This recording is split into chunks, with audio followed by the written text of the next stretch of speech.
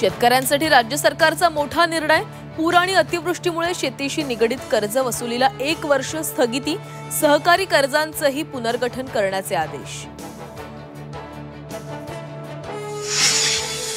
पालघरच्या निवडणुकीमध्ये महायुतीच्या नेत्यांकडून एकमेकांचं वस्त्रहरण।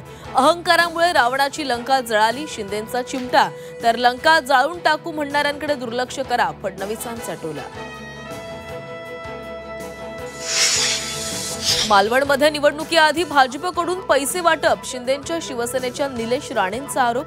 पोलीस आणि निवडणूक अधिकाऱ्यांसह निलेश राणेंची भाजप कार्यकर्त्यांच्या घरी झाडाझडती।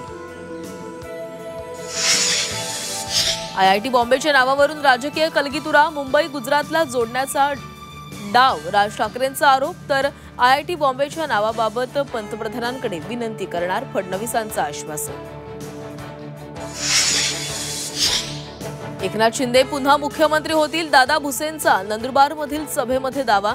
जनतेच्या मनातील मुख्यमंत्री एकनाथ शिंदे, भुसेंच्या वक्तव्यानं चर्चांना उधाण। बदलापूर कर्जत नव्या रेल्वे लाईनला केंद्रीय कॅबिनेटची मंजुरी।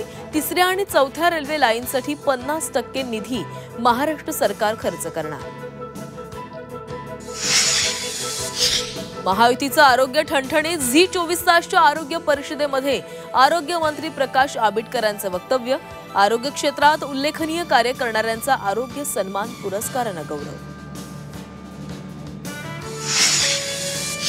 2030च्या राष्ट्रकुल क्रीडा स्पर्धेचं यजमानपद भारताकडे। ग्लासगोमधील कॉमनवेल्थ स्पोर्ट्सच्या आमसभेमध्ये शिक्कामोर्तब। अहमदाबादमध्ये भरणार राष्ट्रकुल खेळांचा मेळा।